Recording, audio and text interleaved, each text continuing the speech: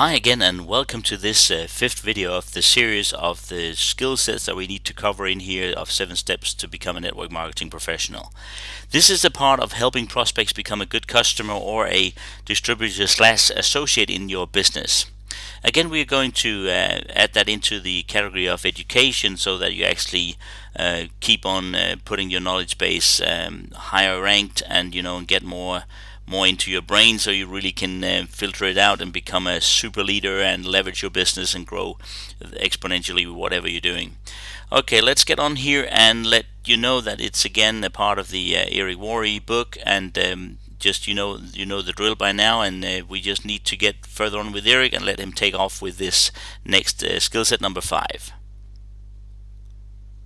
Skill number 5, how to close. How to close. This one freaks people out. For the professional, closing is a natural byproduct of following up. You're going to follow up. You're going to ask some questions. Attempt to close. If you can, fine. If you can't, next exposure. You're going to go from exposure to exposure to exposure to exposure, condensing them as much as possible. Your goal is education and understanding, not getting someone. You need good posture in closing, which takes a little bit of work, and you need to ask good questions. You need to ask good questions. Got it? I know I went kind of quick. How the pros approach it. 1, they are emotionally detached when they're in the closing process. They're looking to help a person make a positive decision for themselves. 2, their goal is education and understanding. 3, they are extremely assumptive. They're genuinely shocked when a person doesn't want to join. They're like, what, really? They're just assuming. Their language is assuming. Most amateurs don't realize it, but they are apologizing the entire time. They're apologizing when they're inviting. They're apologizing when they're answering questions. They're apologizing when they're following up. They're apologizing when they're closing, and they're wondering why they're not getting results. They're apologizing all the time. Think about your language and your posture. They also know people are joining them. A lot of you are saying, hey, come check out my product. Some of you are saying, hey, come check out my opportunity. But you know what leaders kind of say? In addition to that, come join me. Come join us. Let's do it together. 1 + 1 adds up to 5. 1 + 1 adds up to 10. We can do some amazing things together. They know that the prospect needs some emotional security blanket, that you're committed. You can't just, they have to have some belief in you, like Mike said. They have to believe that that leader is going to be somebody that they can respect and that they can do business with. They don't have to be exactly the same as, but leaders know that people are joining them. And leaders are always prepared. When it comes to closing, you see somebody after a presentation, after a meeting, and they got a prospect who's interested, and they're like, where's my stuff? Do you have one of those brochures? Do you have a CD? Do you have an application? Do you have this? Do you have a product sample? I don't have. Amateurs do that. Professionals don't. They're just ready. They got their packets. They got their products. They are good to go. Always prepared. And they ask great questions. They just ask great questions. So let's talk about those questions. Immediately after any exposure, I'm going to give you a few questions. There's a lot of questions that you can ask and you can go after. I've found that if you can reduce them down to as few as possible that everybody does on the team, it's better for you. Amateurs say, hey, what did you think? I said that for years. I was confused why I wasn't getting good results. Asking what did you think invites the critic.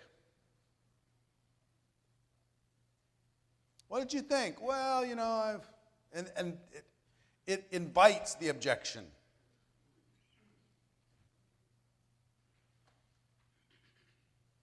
Professionals ask leading questions. Did it make sense? Pretty exciting, isn't it? What did you like best about what you just saw? That's my favorite. What did you like best about what you just saw? Some people like to say, what do you like more, the product or the opportunity?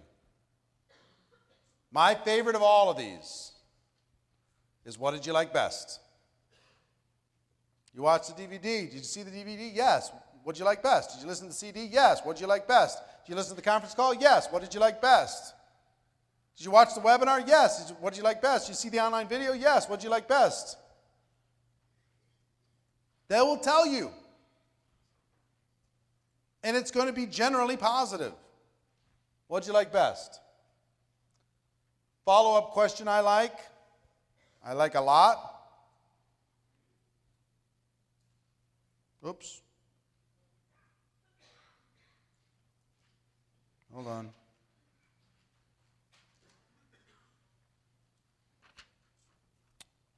This one's missing. But here's the question. Follow-up question I like on a scale of 1 to 10. 1 being you don't have any interest in, 10 being you're ready to get going right this second. Where are you? Where do you see yourself?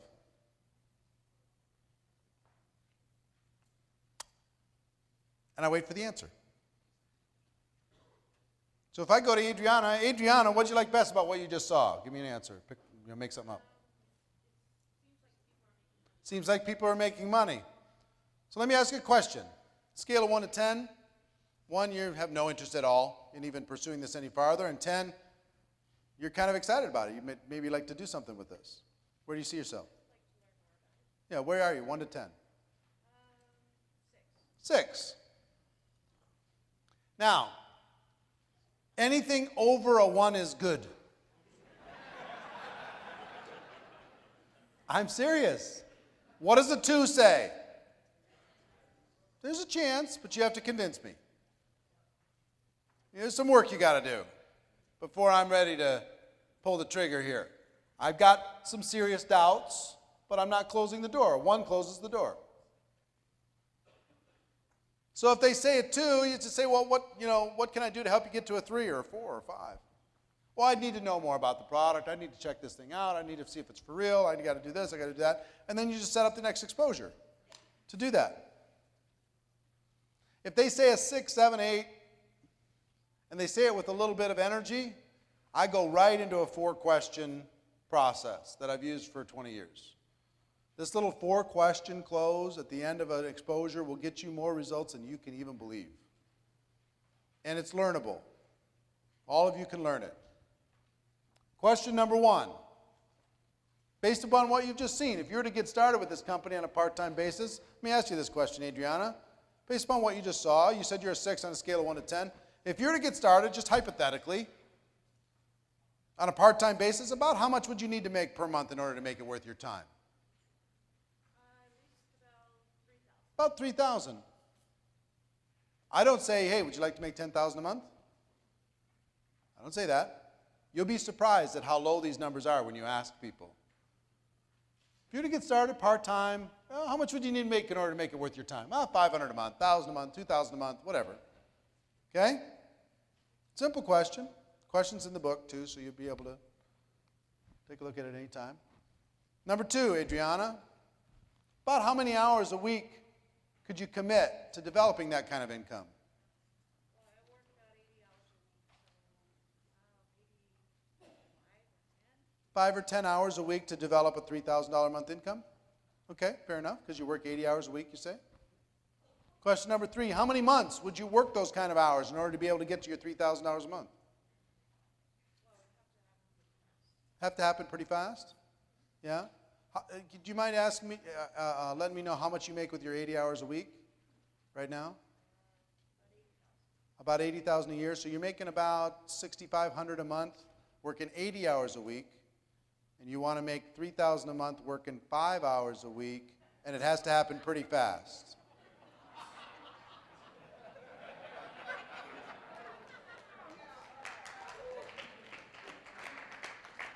I just want to be real with you. You know, we might need to adjust some of those expectations or something, you know. I'm just trying to understand where you're at. You know what I mean? I want to help. Okay? So how many months would you be willing to commit 5 to 10 hours a week to develop a $3,000 monthly income? 9 months. 9 months. Fantastic. So question number 4, if I could show you how to develop an income of $3,000 per month, working about 5 to 10 hours a week over the course of the next 9 months, would you be ready to get started? Sure. Now, how do you show them? You pull out your compensation plan, you give them a little game plan that shows them how to be able to get that kind of income, which every one of you should be able to do. Not hard. You got to get X number of people. You're going to, get to this rank, get to that rank, make these different things happen. You work out a game plan. 5 to 10 hours a week is how many 15-minute blocks? 20 to 40 15-minute blocks that you could spend over the course of a week in order to be able to develop that type of income. You can put together a game plan, make that happen. All right, I'm excited for you, Adriana. This is going to be fun. Okay? So I'll start over, and I'll use Albert here. Albert, based upon what you've just seen, if you were to get started with this thing on a part-time basis, about how much would you need to earn per month in order to make it worth your time? At least $500 a month. Fantastic. How many hours a week do you think you could commit to doing that, to developing that kind of income? Probably about 5, 6 hours. 5, 6 hours a week. And how many months would you be willing to work that 5, 6 hours a week, building up that $500 a month income? Couple months? All right. So if I could show you how to develop that $500 a month over the next couple months, working 5, 6 hours a week, would you be ready to get started? Yeah, why not? I'm just giving him his answers back to him. I'm asking him what he would call success in this business. When I ask question number 1, how much would you need to earn per month in order for you to rearrange your life and to take on something new? The reason why, in order to make this worth your time, is such an important part of this question is because they got to go, okay, what would be worth my time? The distraction, what I got to do with family, what I got to do with my job, I got to put in some extra stuff. And they come up with a number in their brain that would justify it. And they go, click, click, click. Nope, that's not enough for the distraction. Click, click, click. Nope, that's not enough for the distraction. Click, click, click. Okay, that's the number that would be worth it. $3,000, $5,000, $6,000.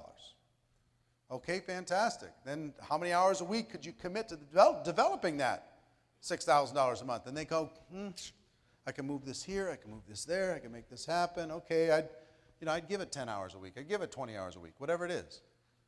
How many months would you be willing to do that? Okay, I got to be reasonable here. I got to give it a little bit of a commitment. I can't expect instant results. I got to, all right, I'd give it a year. Give it a year. If I could show you how to get everything that you want, are you ready to go? Well, yeah, you're showing me how to get what I want. I'm ready to go. Now, they're either going to be ready to go or they're going to go, I got to talk to my spouse. I'm just not sure about the time. I just don't know about the money. It's the holidays. I got to pay for Christmas. I got to figure out how I'm going to do all this stuff. You say, listen, no pressure, no drama. Don't worry about it. What can I do to help you become a little bit more comfortable? And just move them to the next exposure. And after that next exposure, help them ask the questions again. Maybe the answers adjust a little bit. Then move them to the next exposure, ask them the questions again. Your job is to ask the questions and help them come up with a decision that they want, not one that you want. You want to make $50,000 a month? You want to make $20,000 a month? You want to change your life? You want to walk away from your job? Well, maybe they don't. You don't know. These 4 questions will liberate you and will liberate them. Okay? If their expectations are unrealistic, you got to just say they're unrealistic. You got to either change your income goal, your hours goal, or your month's goal, but I can't show you how to get to $10,000 a month working 1 hour a week over the course of the next 3 weeks. I can't do it.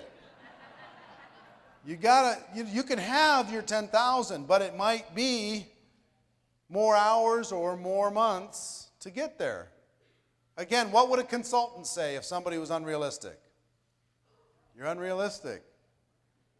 I can help you. I'm not saying that your vision isn't possible, but we have to adjust some things to be able to get there.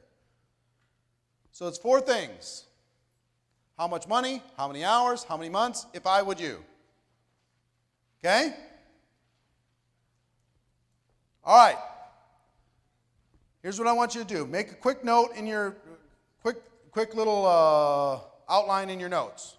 Question number 1, or just point number 1, what did you like best?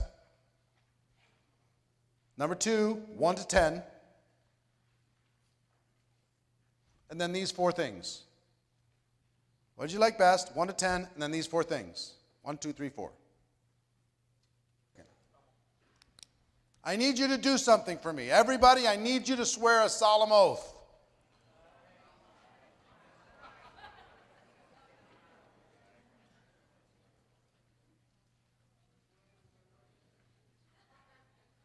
This word needs to go away. I don't want you talking about the industry of network marketing anymore. Let it go. Erase that word. And I'm going to tell you why. If you replace that word with profession, the ripple effect in your organization will be so radical and so massive you won't even be able to measure it. Talking about our industry does one thing, but when you talk about our profession, the profession of network marketing, the career path of network marketing, this is a group of professionals, not just a group of people stuck in an industry. Let go of industry. Throw it away. Play a game where you got to put $1 in the cookie jar every time you say industry. Let it go. Kill that word. Replace it with profession. Watch what happens. Watch your group pride grow. Watch the aspiration of people to become professional grow. Let go of industry. That's become pervasive in network marketing, and we need to be focused on our profession. Why did we start Network Marketing Pro in the first place? To try and raise the level of professionalism from this little backstreet hucksters to a real career.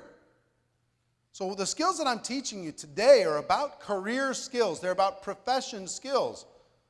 The amateur just throws a bunch of stuff up against the wall, sees what happened. The professional says, I'm going to learn how to find people with unending ability. I'm going to learn how to invite them and teach them with a process that's simple and makes sense. Direct, indirect, super indirect, 8 steps. If I were you, I'm going to confirm it. I'm going to follow up, do what I said I was going to do. If I get questions and objections, I'm ready for them. I know exactly what to do. Question, story, story, question. I'm good to go. When it comes to closing, I'm going to ask 6 questions. Did it make sense? See what I'm saying? What else did you learn in this process? Any other distinctions? Yeah.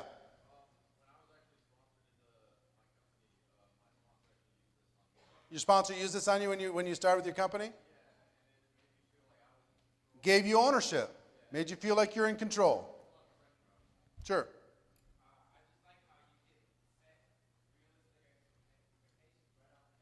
You don't even set them. They set them.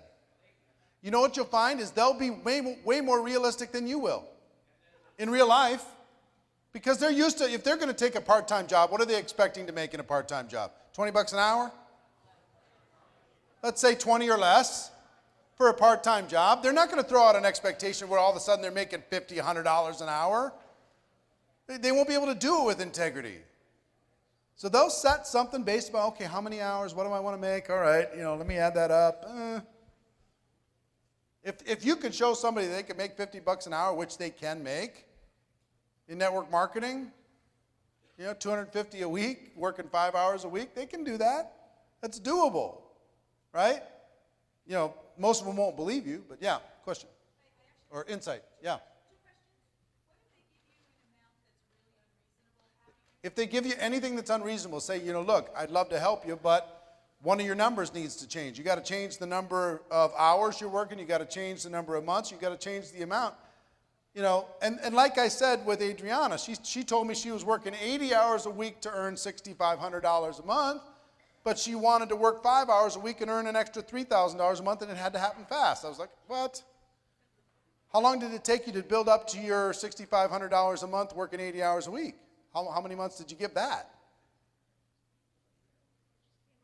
No, I know, but how? Oh, you just made it up? No, I just made it up. Okay. She just gave me an example. Okay, fair enough.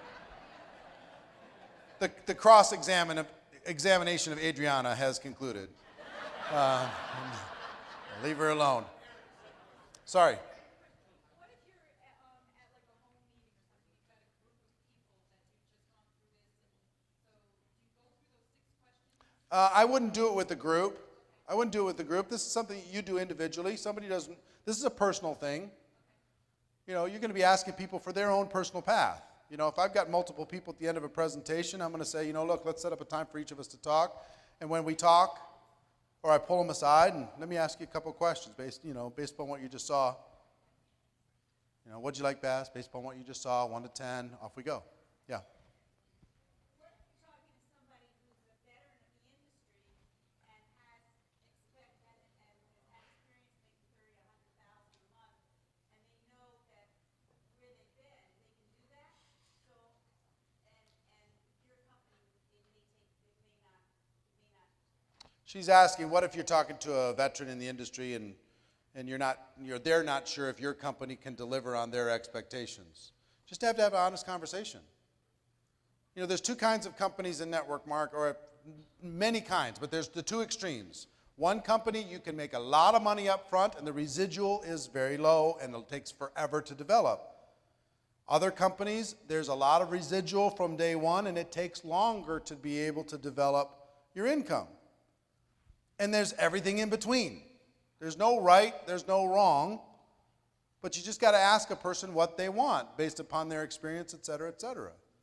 You know, everybody pays the same amount. It's just different kinds of compensation structures based upon different immediate gratification, delayed gratification, more residual, long-term passive, or less passive and get more money up front. Who knows what's right, what's wrong? Everybody makes their own decision. Okay? So just have the conversation. All right, one more. After the 4 questions closed, when they were not ready to go, Yep. I felt extremely comfortable rolling right back into it if I was you at the next 2. Yeah, exactly. You felt very comfortable if they weren't ready to go, just moving them if I would you to the next exposure. Do you see how these little hooks, you have a little if I would you that you can fall back on no matter what. You've got a little question or story that you can fall back on no matter what. You see what I mean? Just some structure, some little structure. Now, we just did one exercise on this. How many people feel significantly more confident after one exercise? What if you practiced that and taught that in your trainings, and you spent 10 minutes teaching people how to help the person make a positive decision at the end of an exposure? 10 minutes. Would that impact your organization? Could you create a video on that, put it on YouTube, have people watch it? On each one of these skills? Could you, when this book comes out, make sure people get the book and they study that one chapter that's probably 10 pages long? That covers all of the psychology of how that thing works? Sure. Few bucks. Oh wow, again super stuff here, and again it's great to see Eric again from stage. You know, for us to experience it live in 2012 in Vegas, we are pumped and ready to get into Vegas this year, here 2013, to get in there as well.